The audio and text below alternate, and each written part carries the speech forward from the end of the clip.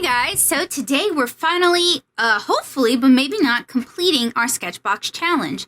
And I went ahead and I outlined my line art with this black Montana acrylic ballpoint marker. So what's left to do in terms of preparing our line art is to erase the pencil lines that are underneath. And I'm going to use this mono eraser. And this is going to be completed in a Strathmore multimedia journal with a hardcover.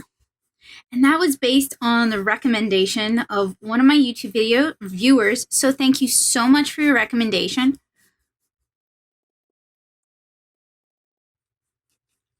And this line art has actually dried for several days because I've been busy and sometimes it's difficult to make time to sit and just record. As I'm sure those of you who have your own YouTube channels can definitely understand. And my editor's fallen a little bit behind because we had some serious audio problems that we were aware of in the first two SketchBox May videos. And those were due to a setting being lost or being changed without my knowledge. So I just recorded as usual. And one of my commenters suggested that I do a voiceover instead. I want to be able to do stream of thought as I'm thinking about the product, as I'm actively using the product, at least for these unboxings, because I want my reactions to be genuine and not canned. And for me, doing a voiceover would mean a very canned reaction. So I appreciate your suggestion. I apologize to all of you who find the audio just unlistenable. I actually screen all of my videos when I'm doing my cards and annotations, and I found it frustrating, and it definitely doesn't sound like me at all, but I could understand everything that was said. But I am sorry if you guys are having difficulty with that. It's not going to be a reoccurring problem. We're always trying to improve our setup. We're always trying to improve aspects of what we do. So, and that includes video quality. So we were playing around with the setting. He spent hours, I mean hours. It was painful to watch him trying to fix that audio. I mean, he really put time in. It didn't work out perfectly. We both learned a lot from it. So we're going to move on.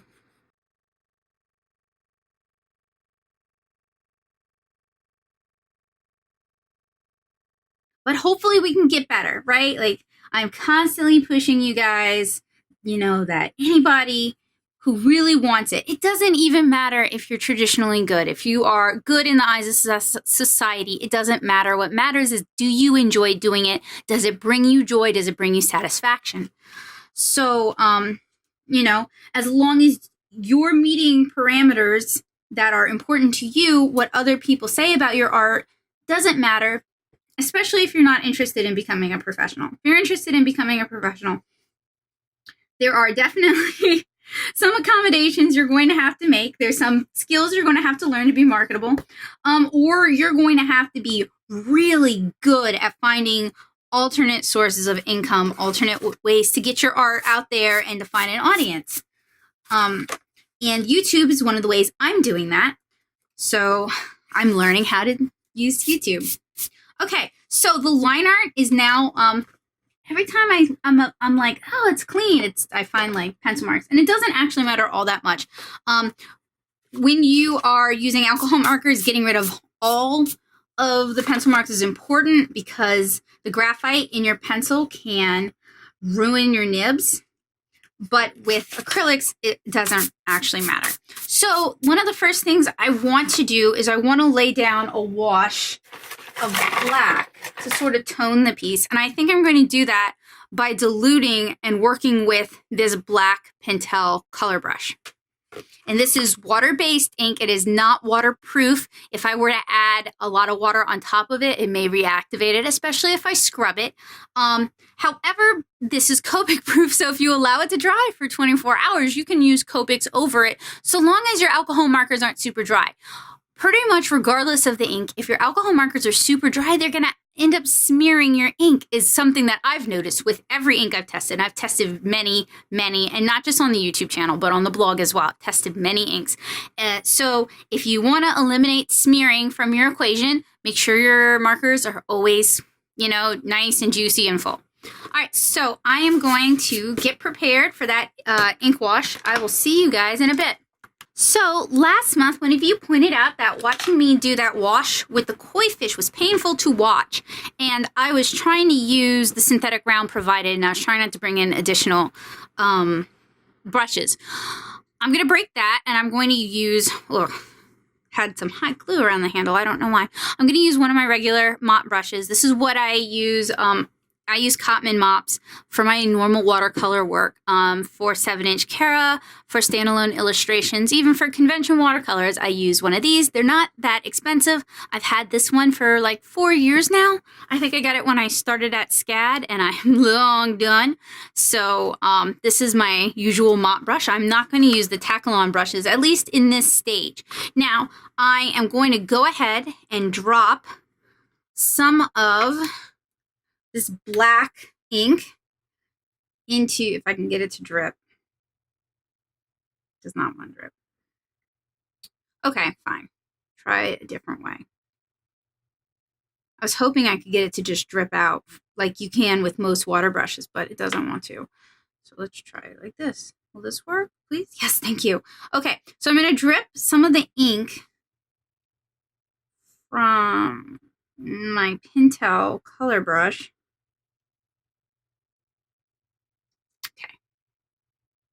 I'm going to recap it because I am going to end up using it in its complete form. And I'm going to do a wash of black. And before I get started with, I don't have any paper towels. I've sacrificed, oh, there they are. That's safe. I'll be right back. Hold on. Want to have some paper towels handy in case I need to blot up any areas. And usually I don't use textured paper towels when I do watercolors. I use plain Viva paper towels with not the rough texture. But I'm out of those kind. So I'm going to make do, and I'm also going to pull 2 bulldog clips from my watercolor supply stash.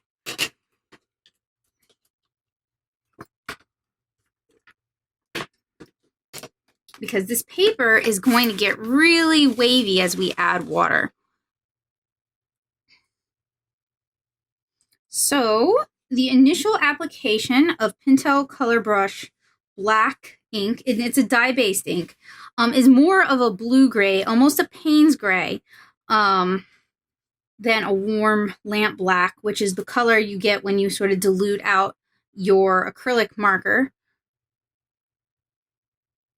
And I'm trying to work quick because although this is mixed media paper, it's not necessarily designed to take heavy washes. So I can't really push this too far. It's just not designed to do that. But I did want to push this is set in a cave sort of feeling. So an overall wash to tone the paper is a good idea. And I'm trying not to have any standing spots. And I also understand that for you serious business watercolor artists, this is not how you would do a wash. You would apply it in lines coming from the top, having this thing propped up. But for me, as a comic artist who needs to do 6+ panels per page, each with a wash, whatever works. And as long as it doesn't leave streaking or cause paper damage, that's fine. So if you have a problem with my methods, I apologize. I am sure it's making some of you guys really cringe. I'm sorry. You don't have to do the things I do. You don't have to try the things I try.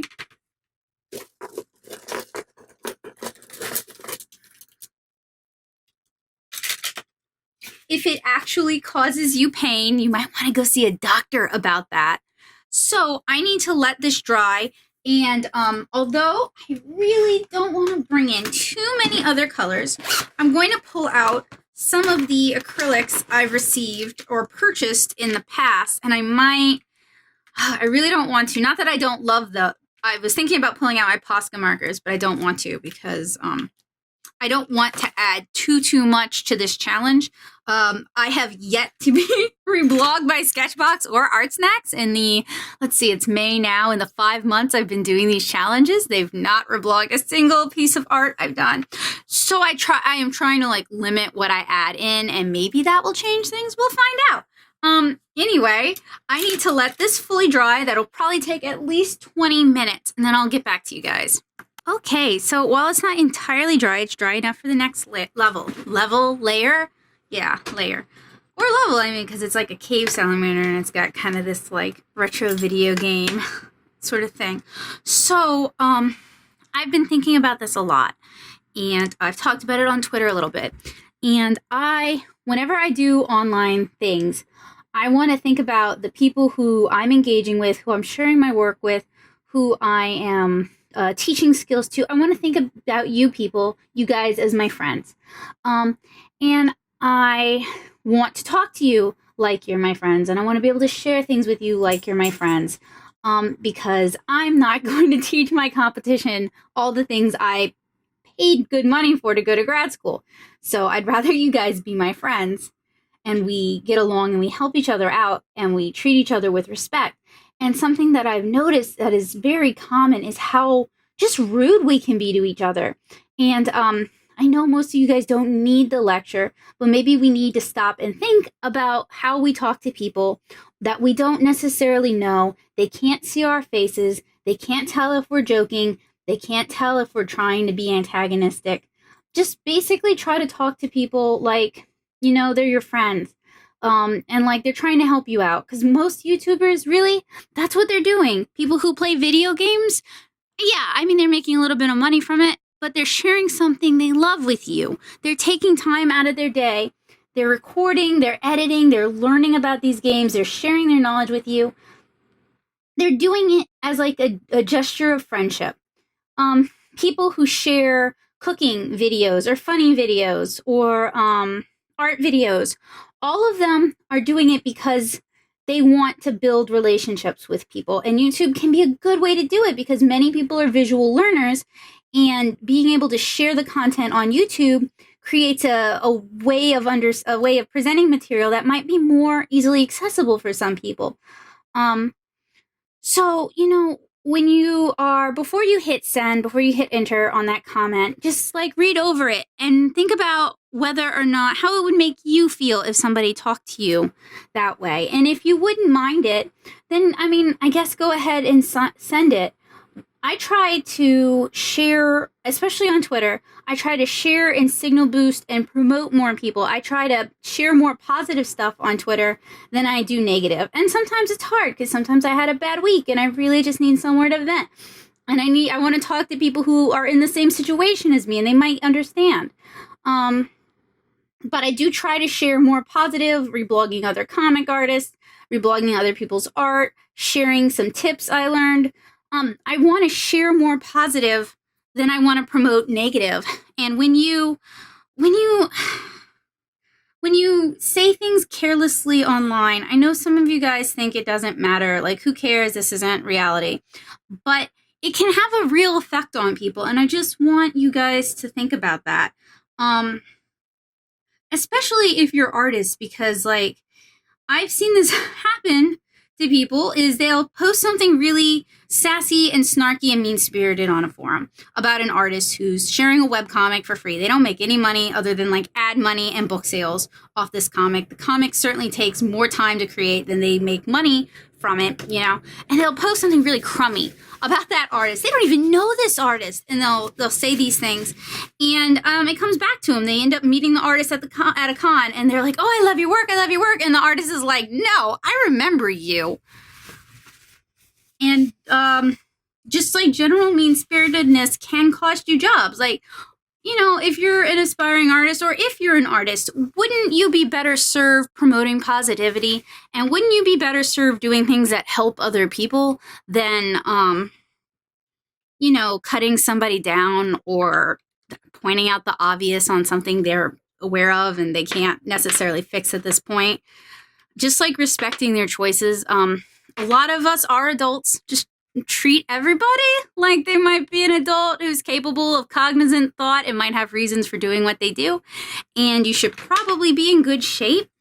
I feel bad that I have to have this topic, bring this up with you guys, but in general, I love my YouTube commenters. Most of you guys are really, really sweet, and I feel really welcomed here. And thank you so much for being kind to me. But when I do these Sketchbox versus Art Snacks videos, I tend to get like an overwhelming amount of like people who don't like what I do and they don't like what I have to say. And they don't comment on any of my other videos. They don't comment on the intro to Comic Craft videos. They don't comment on when I'm teaching watercolor stuff. They don't comment when I'm doing marker tutorials. They don't say anything at all. It's these videos that they have a problem with. And I'm sorry. I'm sorry you have a problem with it. If any of you ever want to talk to me about something I'm doing that really, really, really bothers you, please send me an email and maybe we can resolve this. And you can find my email through my blog. So I need to wait for this other layer to dry. I went ahead and started knocking in a little bit darker layer. I could even go darker than this, but I actually want to use the pen as a brush pen. So I don't want to do too much work with this mop. So I'm going to let this dry in Derwent, and I'll see you guys in a bit. Okay, so my paper is cool to the touch right now, and I'm grabbing another round. This is a synthetic as well. It's a Princeton Neptune, but it's a lot softer than the bristles in these, the Taklon brushes that were included in my basic box. So I'm gonna cheat a little and augment with that. And I really just want to use the black ink in my Pentel pocket brush to create another type of ink wash. And the way this works, it works decently well on damp paper. It's a little hard to control, and you want to work kind of quickly. Because once it's dry, it's not going to work as well. And if it spiders out, that's fine. It sort of adds, in my opinion, to the look I'm going for. And I really want to fill in the ground areas, not the crystals, but the ground areas with a darker layer of color.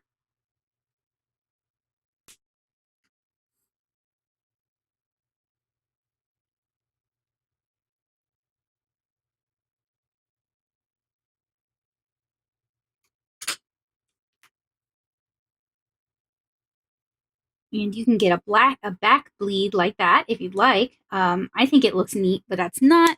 I need that area to spread out more, so it's going to end up going away, kind of. And as a portable ink wash tool, the Pentel coloring brush is pretty neat. I know they're available in other colors. It's a little bit expensive to buy a full set. I would like to review them at some point, but unfortunately I can't. I can't afford to do that right now. So if that's something you would like to see me review post haste, please consider backing my Patreon, because that's pretty much what my Patreon money goes to, is buying stuff to review, offsetting the costs of doing this.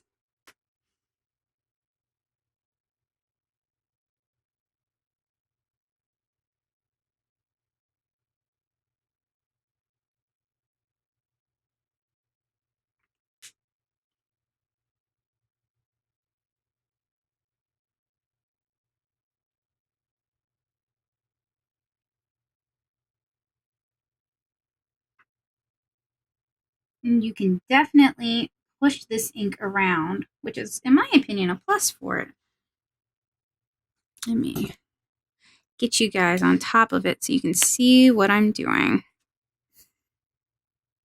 And I'm pretty much just using the ink wash mixture I mixed up for the wash to help spread this ink around.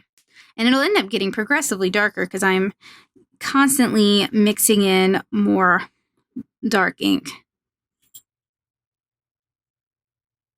This desk is a little bit small for me with everything on it, so I will end up making some mistakes just from not having adequate arm room.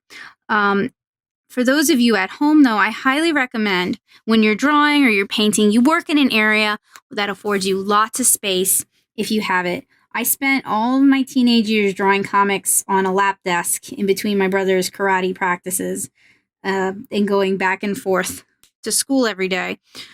So I have definitely done my time with the too small work area.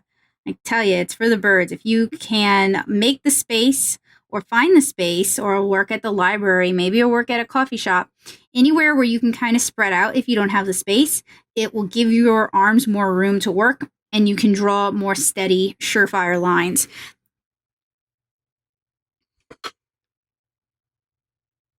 That's one of the reasons I actually do a lot of my painting on the floors. I just don't have the room at my desk. I mean, I could clean everything off, but have to set it all up again when I want to do a video. And I like to keep everything handy when I'm recording if I can. I mean, you guys hear me rustle around plenty, so you know that's not really that possible for me. But I mean, I do try to keep things handy, so I'm not always reaching over for something that's just out of camera range.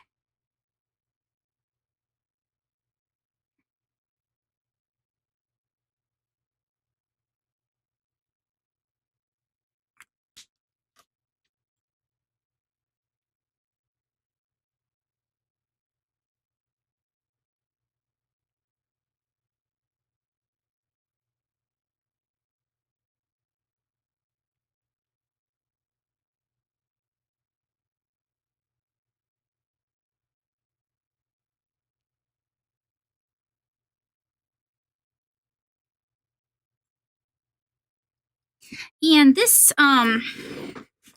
for what this pen is, it really reactivates with water and blends out really well. And mixing it in as a wash works out pretty well also. So it's a pretty versatile little pen. And in brick and mortar stores, I don't necessarily see them that often. I think it probably depends on what you have in your area. I have a Plaza and a Jerry's Artorama, and I get out to the Jerry's a lot. Probably because I make it a priority. I really like that Jerry's, and they always have new things. That's the Jerry's in Nashville, by the way. If you're a Nashville artist like myself, I really recommend you check it out. Just kind of go with an open mind. Don't really go in looking for any particular thing, and something will definitely find you.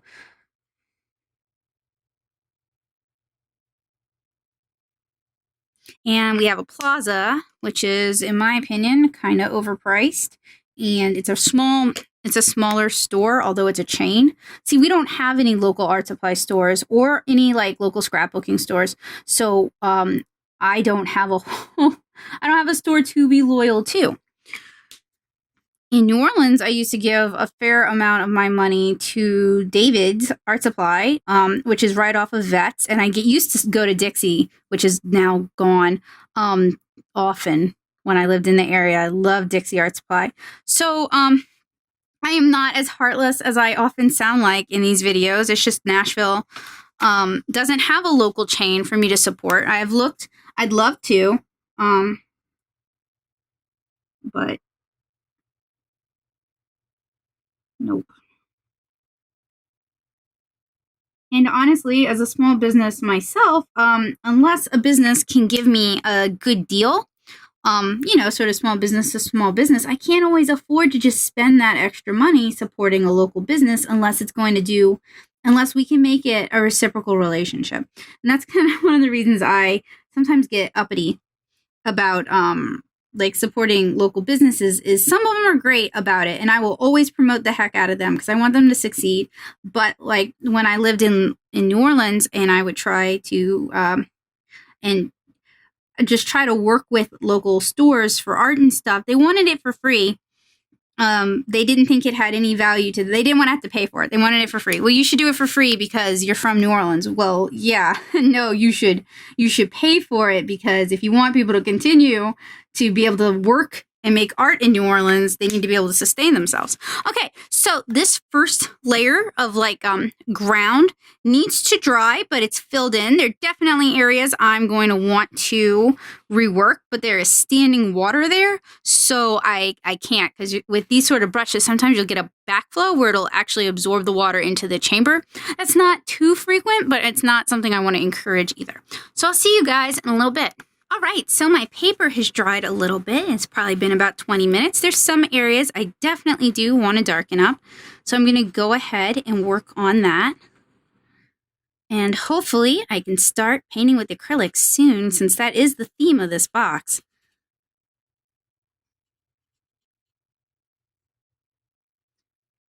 Have any of the acrylic painters in my audience, I'm not sure if there are any, I assume there probably are because it's a very popular medium. Have any of you guys, do you regularly use like liquid acrylics or acrylics in marker form? When I was taking an acrylic class, it was kind of a rough semester for everybody. He didn't really give us a lot of instruction or advice on what to get.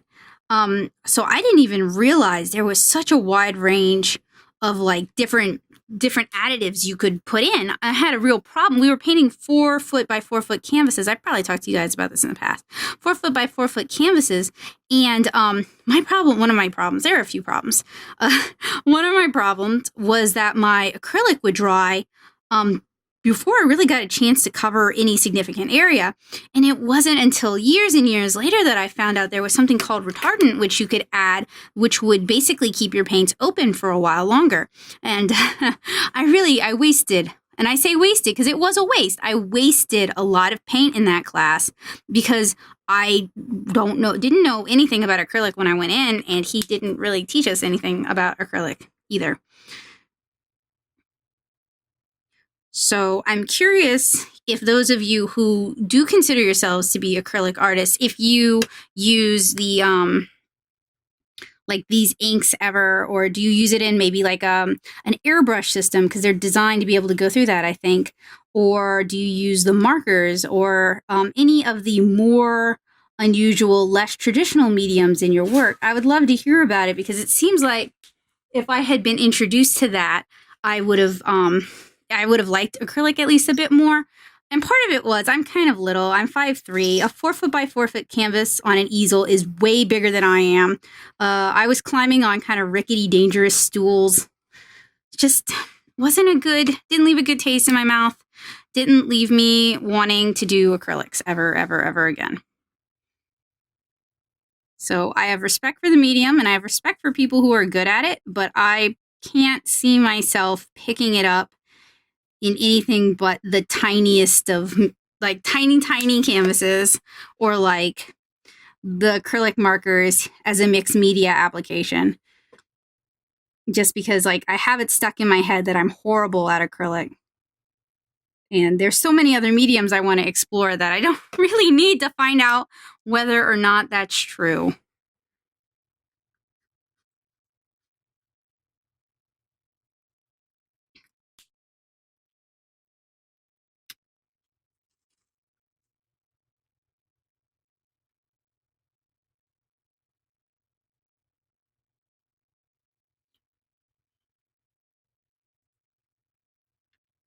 I kind of want to encourage this like splotchy patches of dark and light because it really reads as hand of the artist, which is something I've been trying to introduce into my work.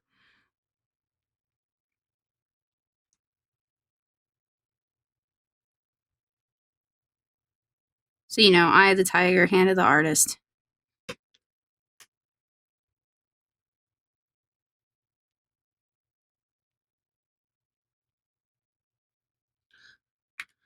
All right, so this is another thing I need to allow to dry. And I want to let it dry fully before I start applying the acrylic. So I'll probably give it a few hours. So I'll see you guys in a while. Bye. All right, guys, so my paper is dry and it's time to start getting back to work.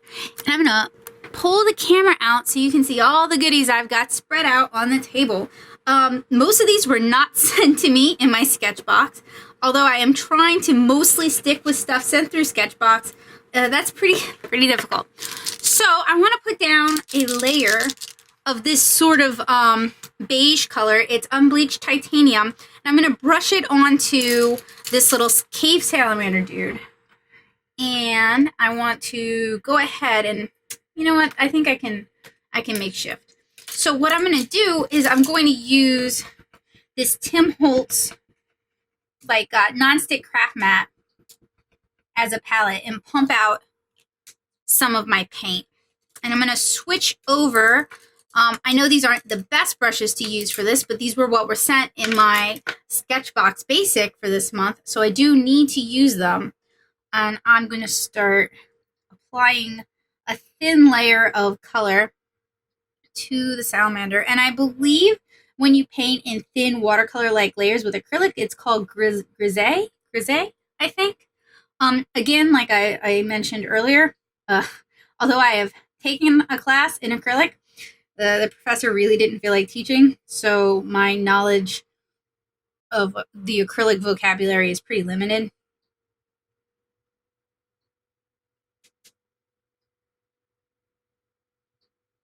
And this shouldn't take too long to dry because it is a very thin layer. Come on. Need to pump out some more. Now I could apply this directly to the paper, but there's no guarantee that with these brushes, which don't hold much water at all, there's no guarantee that I will be able to move it around. So I would rather be safe and apply at least the first layer to my craft mat because I know I can pick that up.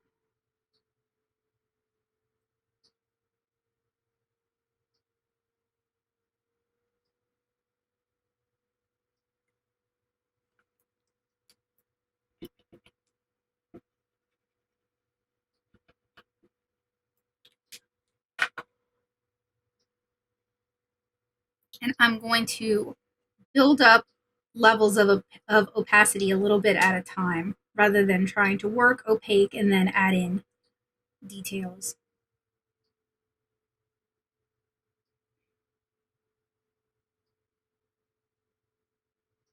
Now the Pentel Pocket Brush ink will reactivate if you put water on it, so you kind of want to be careful and work around that. So my first layer is pretty much finished.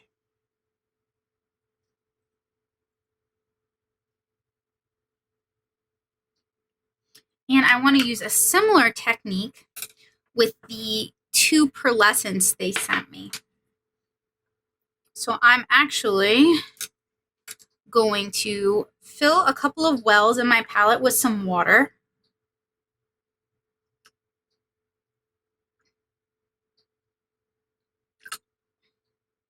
Shake these up and put a few drops of each in. And then I'm going to have to stir that up as well because the acrylic wants to sink to the bottom.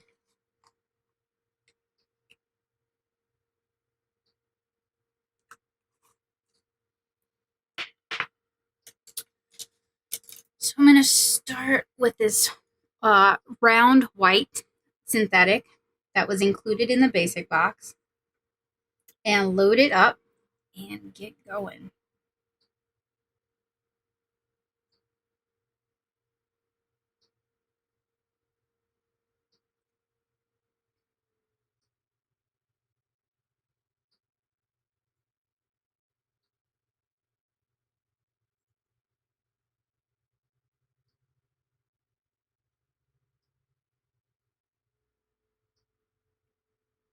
And I probably should have grabbed a bigger brush for these crystals. It would work a little bit faster. It's a pretty large area to color. And in some of my watercolor videos, I have advised that if you want to avoid muddy colors, you need to work with the largest brush you can handle for the area. So, sort of breaking my own rules here. I'm going to fill in at least most of the purple crystals first before I switch over to the green. And I want the crystals to lead your eye through the painting.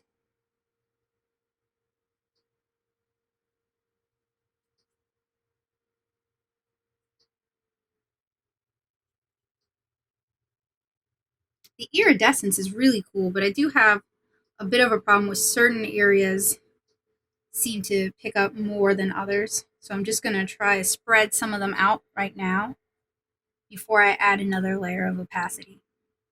And I could even allow this layer to dry and then go in with one of the two purples I have in my acrylic markers and use those to add shadows, and then put a glaze of this sort of iridescent acrylic on top of it. Fortunately, I don't have a nice sort of peacock green that I could do that with.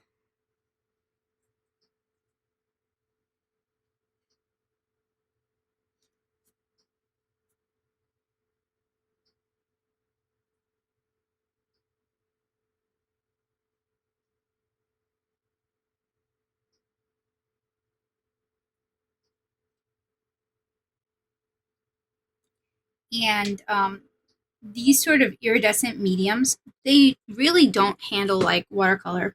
If you've used Winsor and Newton's iridescent or gold water-based ink, they handle a lot like that, honestly. And I think it's something about the sort of sparkly mica. I'm assuming it's mica uh, pieces suspended within the acrylic or the water-based medium, whichever is in your particular ink. I think they kind of affect how the ink flows. So that is something to consider if you are interested in doing a similar technique.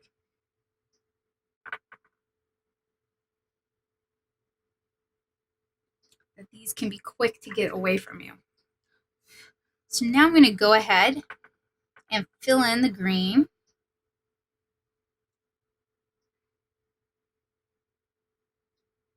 And if I need to, at the end, I will tighten up my line work.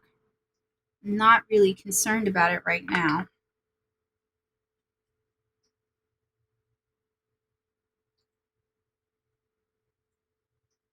And other than that sort of caveat I just gave you about how these handle, they're fun to paint with. They're fun to watch the pigments move on the paper.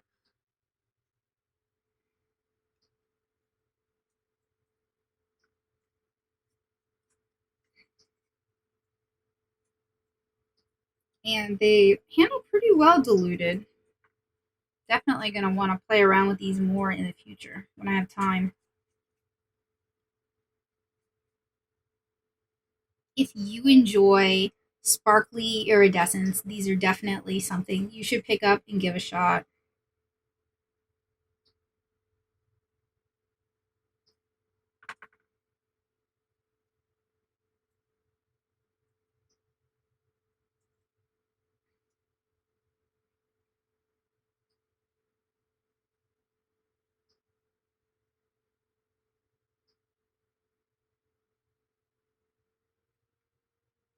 There isn't really much opacity, and I did water these down, but in general, with these iridescent ink mediums, there isn't a lot of opacity to them. You really have to apply it thickly if you want an opaque coverage. So they might not be, what you can do is you can put down a layer of the same color with a different ink, or like just straight out acrylic, and then use this as a glaze on top for accents. This is a weird comparison made for some of you, but any girl who's painted her nails, or guy, any person who's painted their nails with glitter nail polish knows that if you really want an opaque, glittery sort of extreme effect, you paint your nails with a color that will accentuate the glitter first, and then you go ahead and you paint the glitter on top of that as like a sealant. So that would be a way to handle this ink. Base coat, that's what they're called, base coat. I had to think about it for a minute.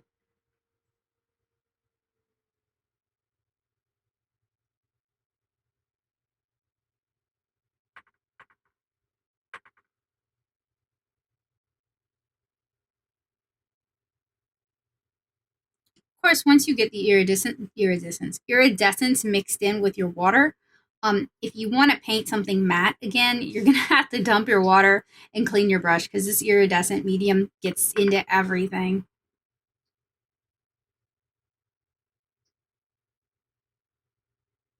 Okay, so that needs to dry.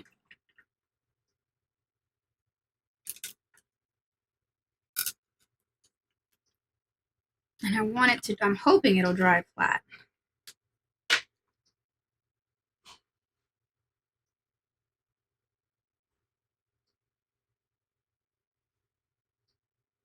Because right now, since I'm using mixed media paper is not watercolor paper. It's sort of buckling. So I'm gonna give this plenty of time to dry before I check back in.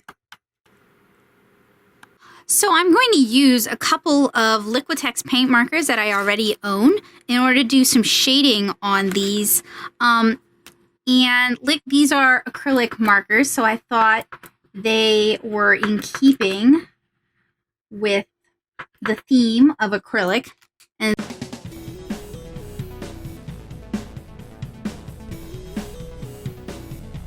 hey guys, so today we're finally, hopefully, but maybe not, completing our SketchBox challenge. And I went ahead and I outlined my line art with this black Montana acrylic ballpoint marker. So what's left to do in terms of preparing our line art is to erase the pencil lines that are underneath, and I'm going to use this mono eraser. And this is going to be completed in a Strathmore multimedia journal with a hardcover. And that was based on the recommendation of one of my YouTube video viewers. So thank you so much for your recommendation.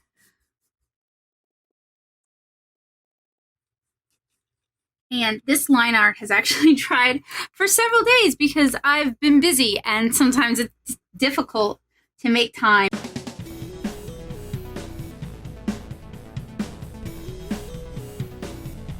Hey guys, so today we're finally, hopefully, but maybe not, completing our SketchBox challenge. And I went ahead and I outlined my line art with this black Montana acrylic ballpoint marker. So what's left to do in terms of preparing our line art is to erase the pencil lines that are underneath, and I'm going to use this mono eraser. And this is going to be completed in a Strathmore multimedia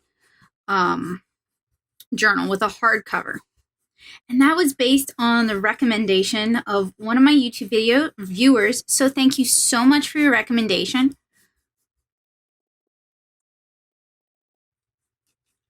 And this line art has actually dried for several days because I've been busy and sometimes it's difficult to make time.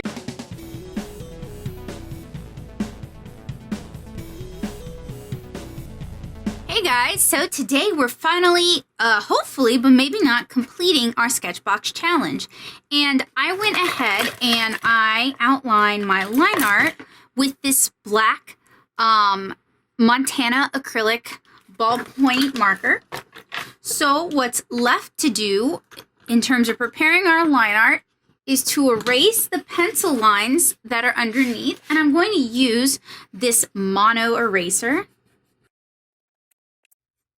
And this is going to be completed in a Strathmore multimedia journal with a hardcover. And that was based on the recommendation of one of my YouTube video viewers. So thank you so much for your recommendation.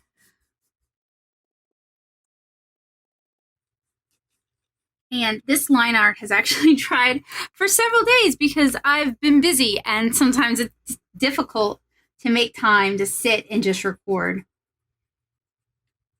As I'm sure those of you who have your own YouTube channels can definitely understand. And my editor's fallen a little bit behind because we had some serious audio problems that we were aware of in the first two SketchBox May videos. And those were due to a setting being lost or being changed without my knowledge. So I just recorded as usual. And one of my commenters suggested that I do a voiceover instead. I want to be able to do stream of thought as I'm thinking about the product, as I'm actively using the product, at least for these unboxings, because I want my reactions to be genuine and not canned. And for me, doing a voiceover would mean a very canned reaction. So I appreciate your suggestion. I apologize to all of you who find the audio just unlistenable. I actually screen all of my videos when I'm doing my cards and annotations, and I found it frustrating, and it definitely doesn't sound like me at all, but I could understand everything that was said. But I am sorry if you guys are having difficulty with that. It's not going to be a reoccurring problem. We're always trying to improve our setup. We're always trying to improve aspects of what we do. So, and that includes video quality. So we were playing around with the setting. He spent hours, I mean hours. It was painful to watch him trying to fix that audio. I mean, he really put time in. It didn't work out perfectly. We both learned a lot from it. So we're going to move on.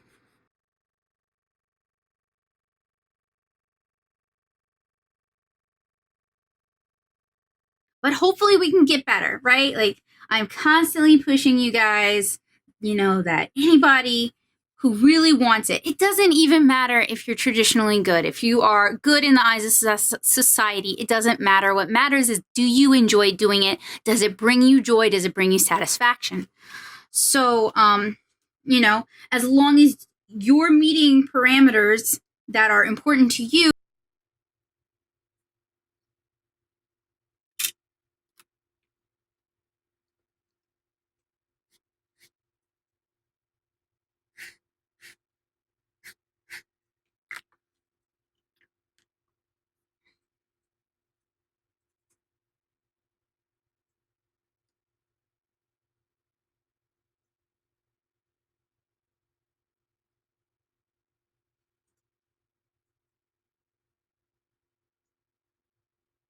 and there is still an iridescent quality to the crystals I've drawn.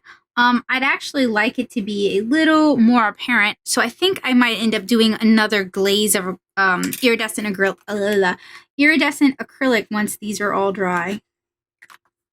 Makes me wish I had a darker green too, because this purple, the darker purple, which is a Montana acrylic, is, really helping these purple crystals pop better.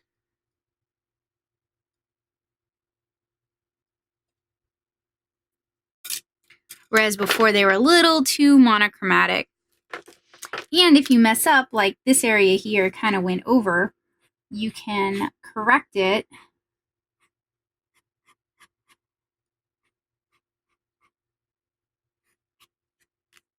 And then blend that out so that it doesn't look like such an obvious fix.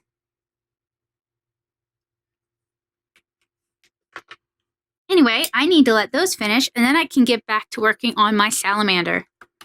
Alright guys, so my background has dried, and now I'm going to go back to focusing on the little salamander.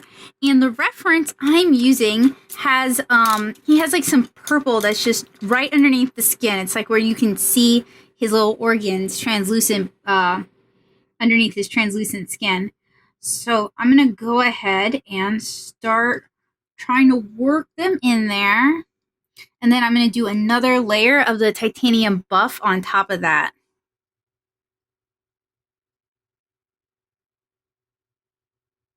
And as long as you work really quickly, you should be able to get it in there and even blend it out some if that's what you want to do. And these white Taklon brushes are not really, they're better for like moving around heavier body acrylics. They're not really ideal for what I'm doing. I would actually prefer to use a softer synthetic, but these did come in my SketchBox, so I do need to include them in my challenge work.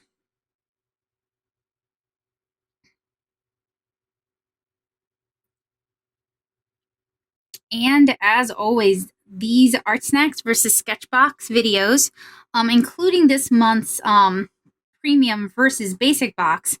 Those are paid for due to the generosity of my backers on Patreon and are paid for out of my own pocket. I currently don't have any sponsors. So, as always, I'd like to take a moment to thank my backers for their generosity.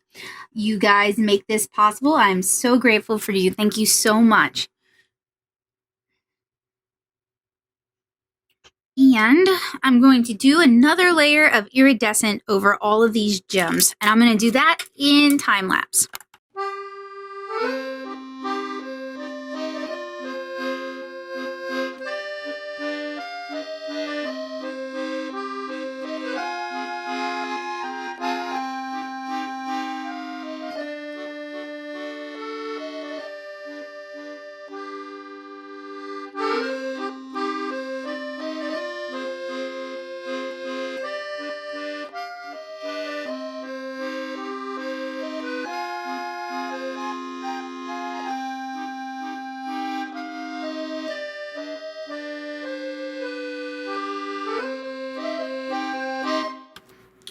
All right, let's work on getting this little guy finished. So I need some more titanium buff.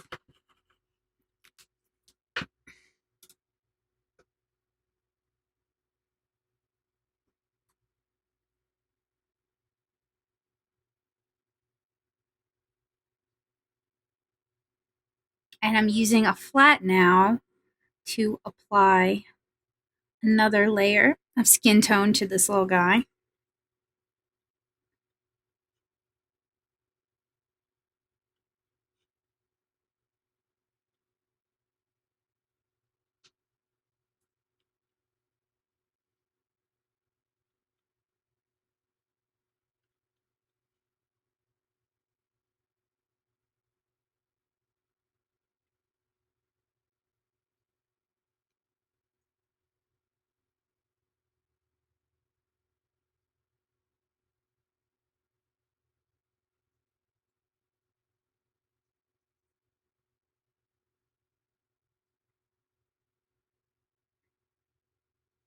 Partially because I don't want the purple to be super standout-ish. I just want it to be like an underglazing, just like it is in the animal.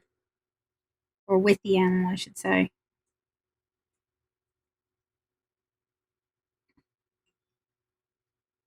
And any details I start to lose, I can add those back in. All right, so we're almost done with the little salamander. I'm going to go ahead, I'm looking for a round, and fill in, or try to fill in, his eyes, which in the illustration they're straight black, but I've seen other salamanders that have these really cute, sort of like goat eyes or frog eyes. So I wanted to sort of mix the two.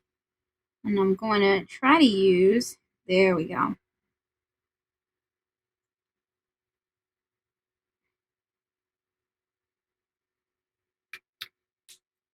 Give an interesting sort of effect to his eyes. The right one is a little too saturated, but try to lift some of that out. That is one thing that these kind of brushes are great for if you're a watercolor artist, is they make good scrubber brushes. They're not so stiff that they would damage the paper. Now, we also want to mix some... Oh, you know what I can do? I can pull that brush pen I made for my art snacks, because I want to use that fluorescent orange ink they sent, since the reference amphibian has these really cute sort of orangey spots on him. In fact, its whole tail has orange in it. And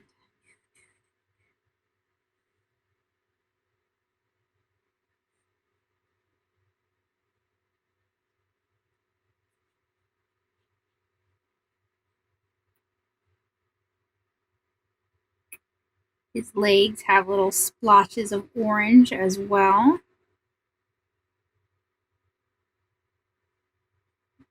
This is a lot like coloring with a highlighter.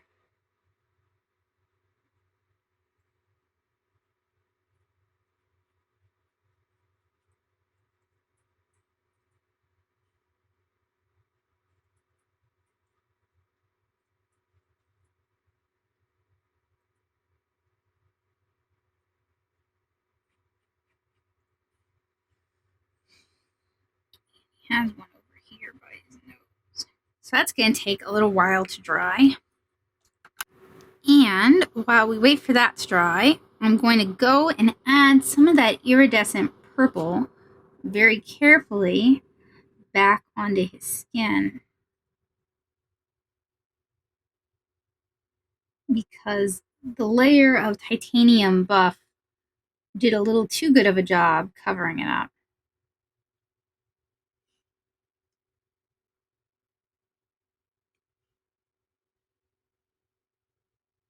And I'm going to have to wait for some of these orange areas to dry before I can go back to that. Alright guys, so my liquid acrylic on my salamander is taking a little bit longer than I'd hoped for it to dry. It pooled in some areas. So in other area, I'm going to work on the crystals, adding highlights, and I'm going to do that in time lapse. So I've got the, I've got a Liquitex, and I've got the, I think this is, the Montana acrylic. And just quickly, you can see the difference between the two.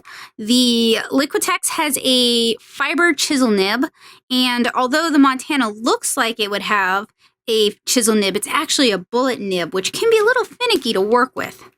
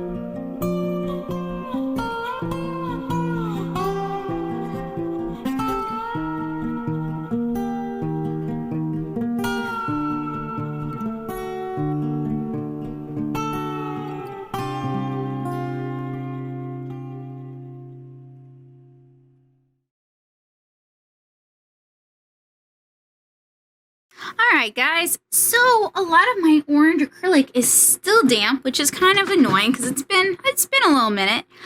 And I'm going to try to work around it as much as I can. So I realized I didn't use the Graphik yet. So I think I'm going to be a little weird and use that in his eye. I think that's what I originally intended to do anyway, and I just forgot.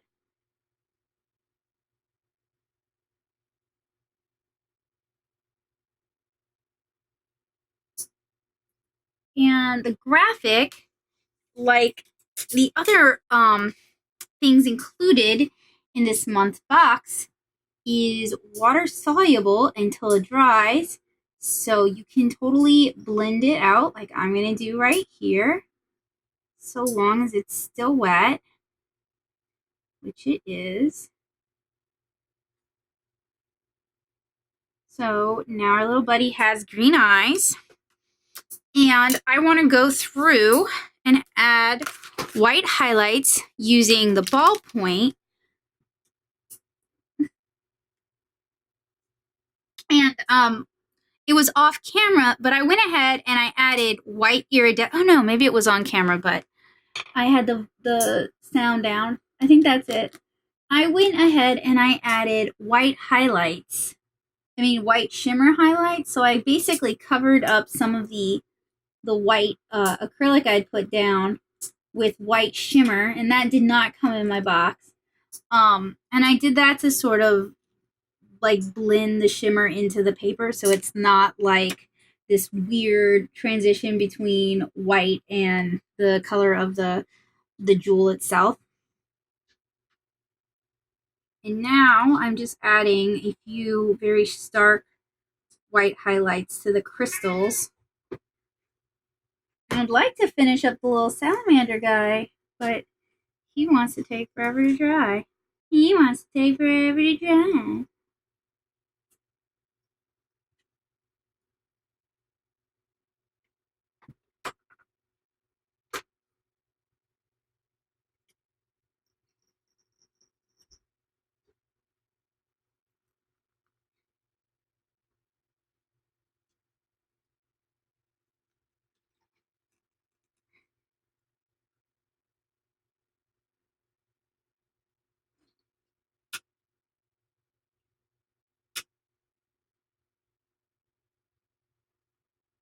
And I'm not having the problems with the white clogging or sputtering, at least not yet, that I had with the black. And it might just work better with like an acrylic ground already applied. So it might work better for you if you put down like some gesso, perhaps. Personally though, I don't like to do too much to augment a mixed media book's paper. Um, since it is meant to be used with a variety of media.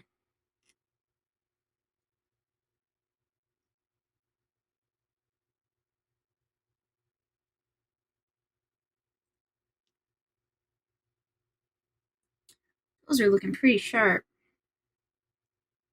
By sharp, I actually meant attractive, but then I realized that sharp would work really well in terms of crystals because they are probably physically sharp and painful.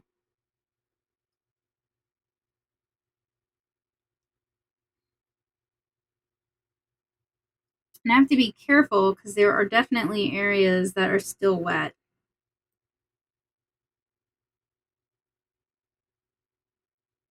And these bulldog clips are actually making it really difficult to pull a straight line.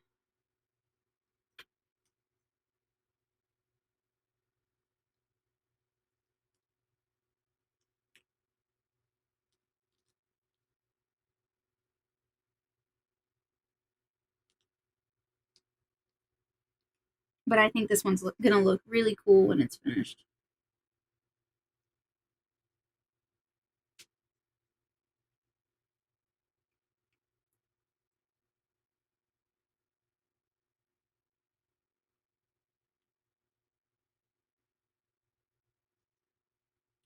It'll be nice to have a challenge video where the end product doesn't look terrible. Even if I did have to bring in a lot of other materials to make this challenge work for me.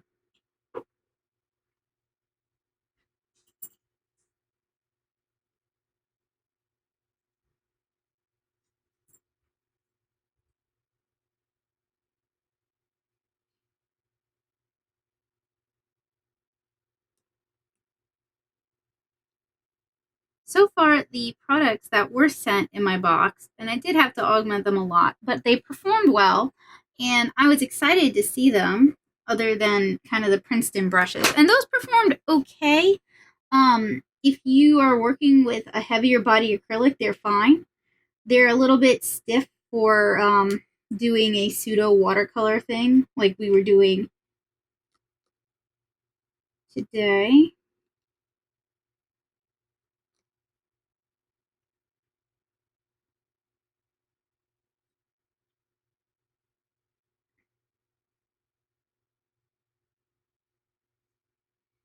I really wish those acrylic spots would dry.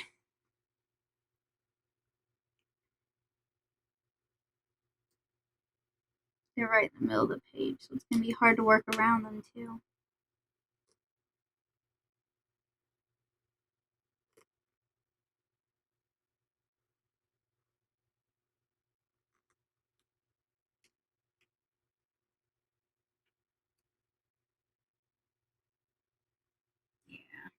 still wet.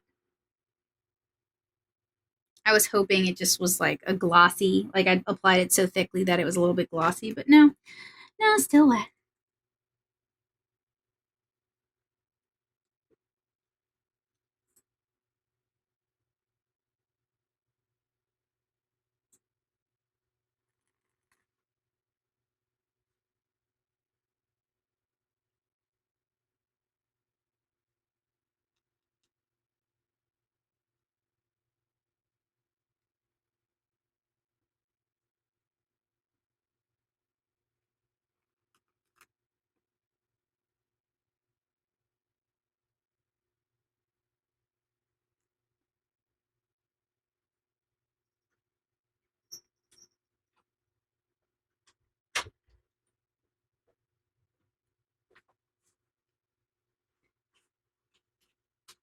Years ago, when I was just an art infant, one of my friends said that it doesn't really matter what you do or how you do it as long as the end result looks good.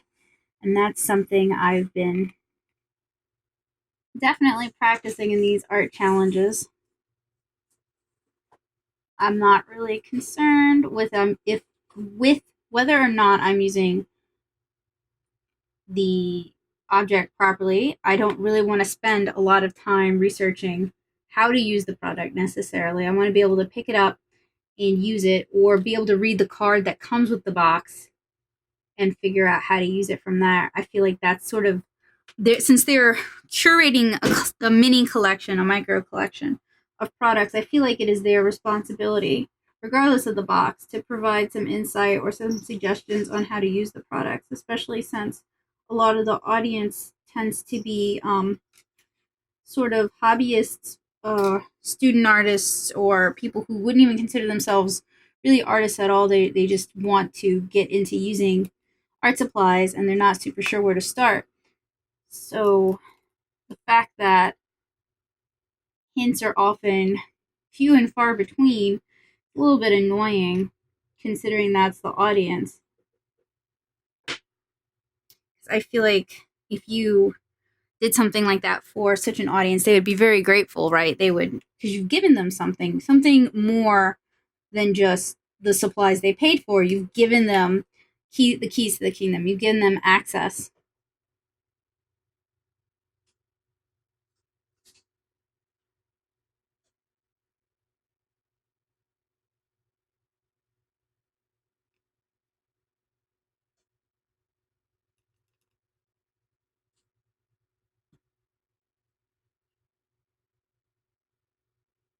And I don't have a problem with cheap materials being included, but you better be able to teach me a trick I've never heard of with these cheap materials.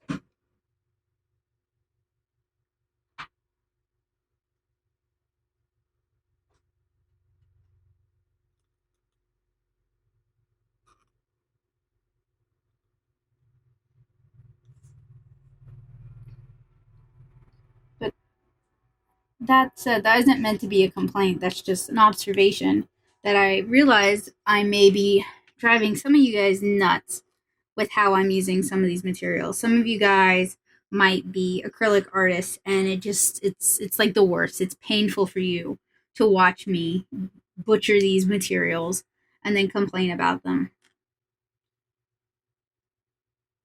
And I appreciate that you might feel that way.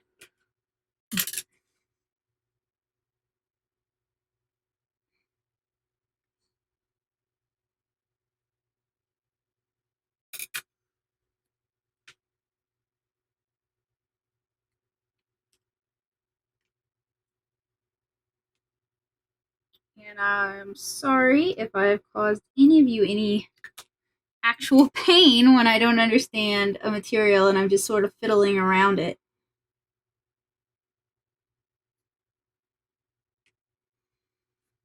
Mostly I do these reviews for fun. I do see a little bitty bit of ad money. Really not much, honestly. I do see a little bit of ad money from other people watching these videos, but it's not like these videos pay my bills by any capacity. I'm not paid by these companies to do these reviews either. Probably for the best. So I often don't have very nice things to say.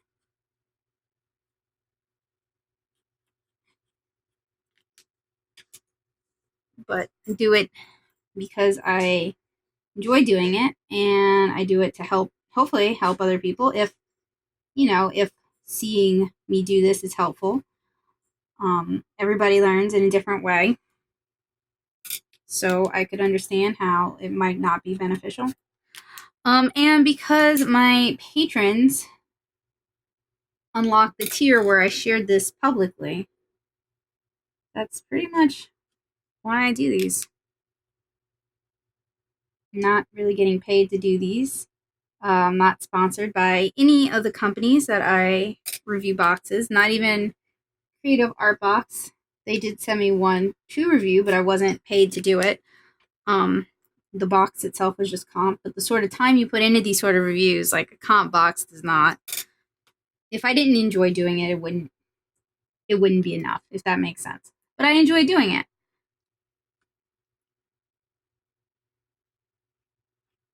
And I've learned a lot in the months between now and when I started. And I hope to learn a lot more in the rest of the year.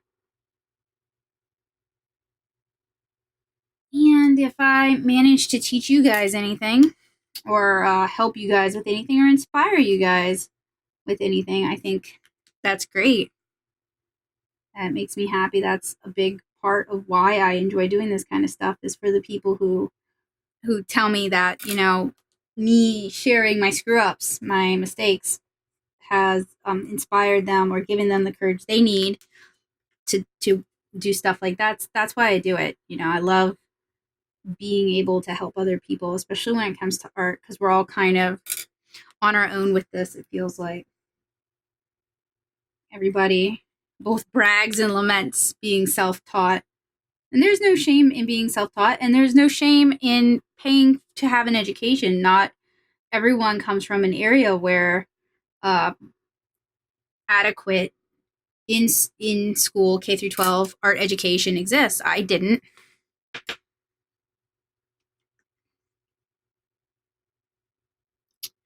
All right, so we're really close to being done. If that orange would just dry.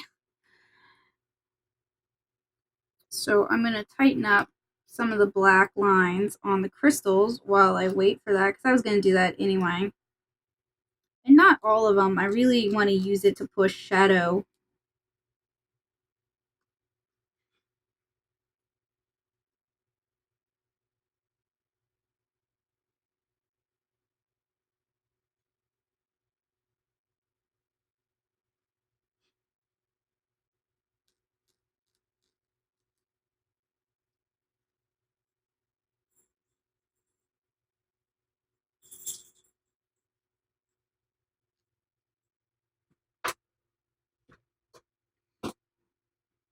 In general, I think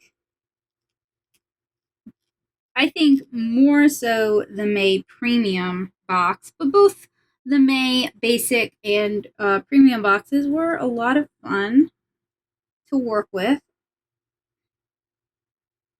I didn't know there was acrylic markers available with a ballpoint, so I learned something new this month, which is always cool. Always excited about learning new things.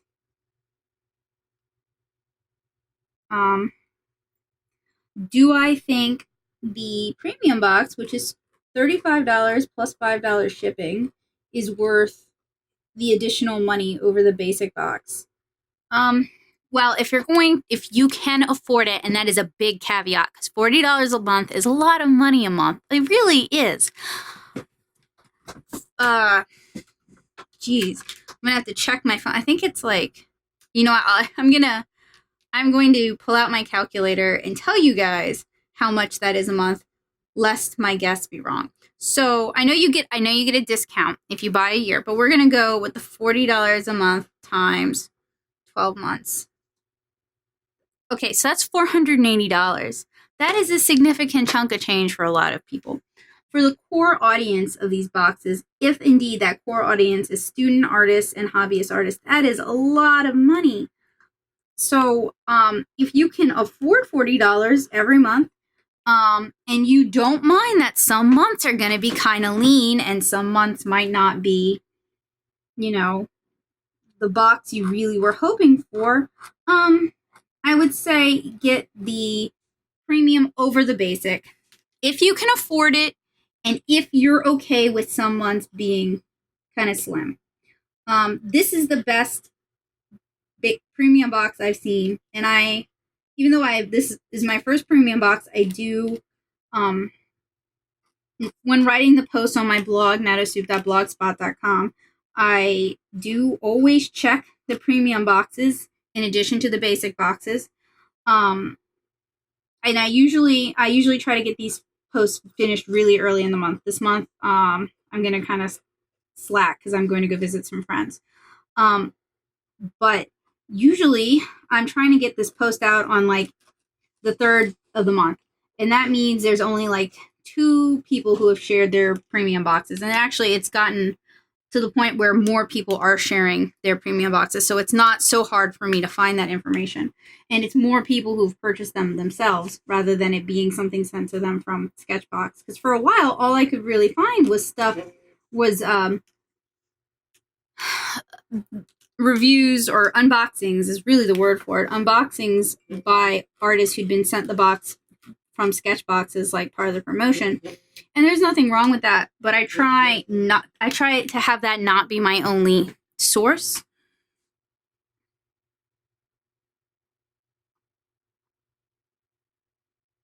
But now it's more individuals who are buying their own boxes.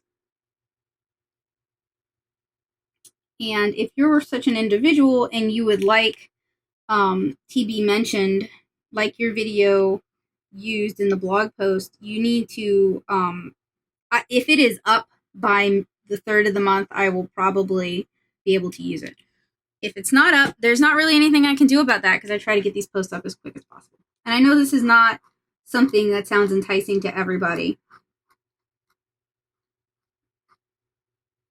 but the blog has a separate audience almost entirely from my YouTube audience. So it's an audience of people who aren't necessarily already involved with YouTube. So this could be new eyes for you that you wouldn't have otherwise gotten. And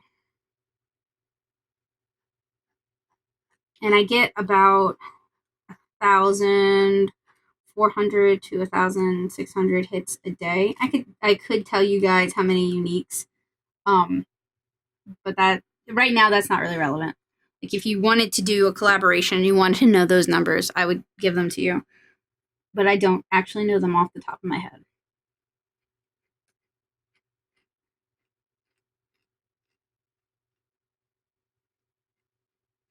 But I'm all about cross-promoting other artists and other creators and other people who make things with their hands or with a computer.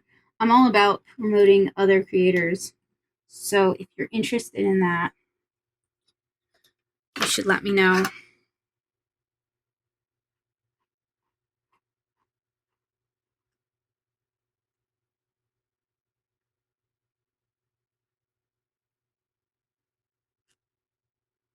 So you guys can see I'm not tightening up every line. I'm trying to be selective and reinforcing certain lines.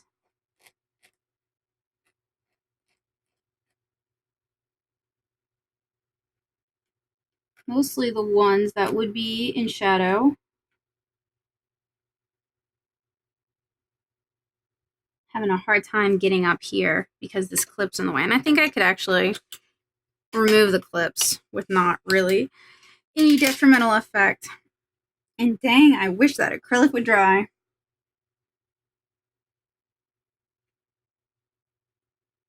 But that's not on SketchBox.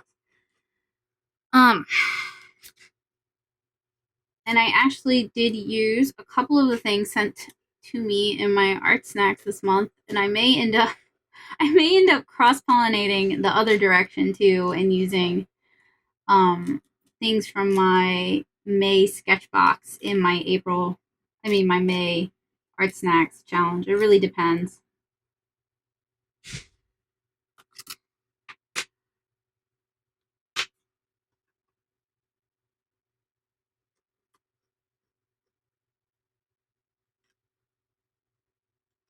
See, this is where we have a problem here. Let me zoom in for you guys.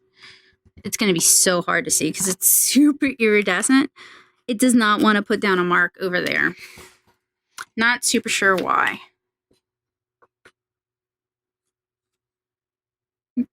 Got pumped it on the craft mat. Now it's not such an issue. What's neat about these thin lines of acrylic is also they dry really quickly. So for like a line art tool, that's really important because your hand's going to end up on top of it.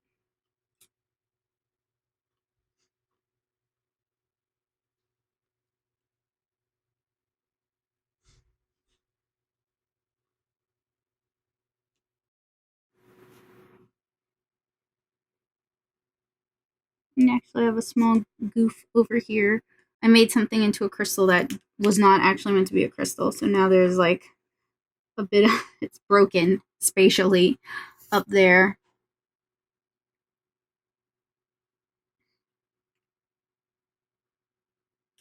But our salamander is the holdup now because everything else is pretty much re-outlined, ready to go.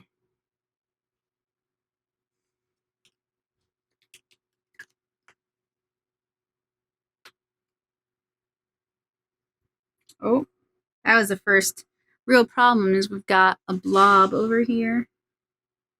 I'll try to make it work. I'm just pointing it out because the black one has been, the black Montana mark has been giving me a lot of problems. It gave me a lot of problems when I was doing the original line art.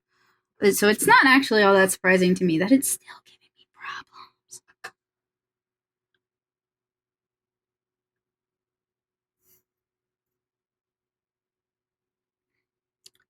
Pulling back up my reference.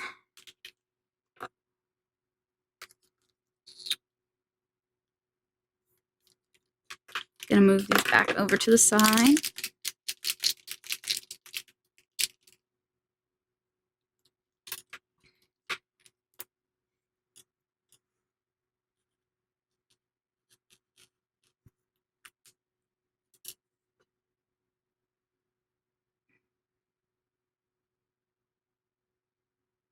Now, one of the problems with these Princeton white Taklon brushes is they tend to pick up more pigment than they move around, which is definitely an issue.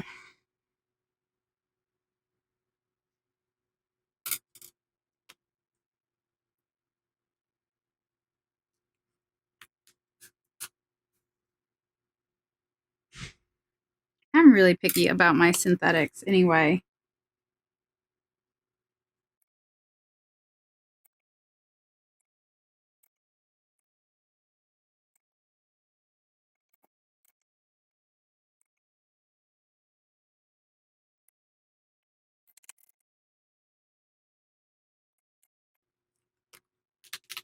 You'll have to forgive me because I'm super impatient and I'm ready for this little dude to be finished. So I'm going to go ahead and add some of the black spots, not all of them, I guess, to his tail and body. And he pretty much only seems to have black spots where there's orange. And not so much on his legs and forelegs.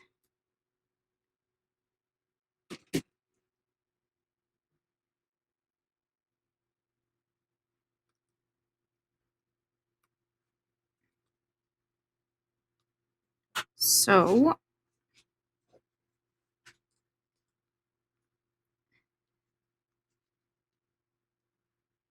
I will, I hit a patch of wet acrylic. I'll let this dry and then check back in with you guys, hopefully, to tighten up the line art on him and add the final spots.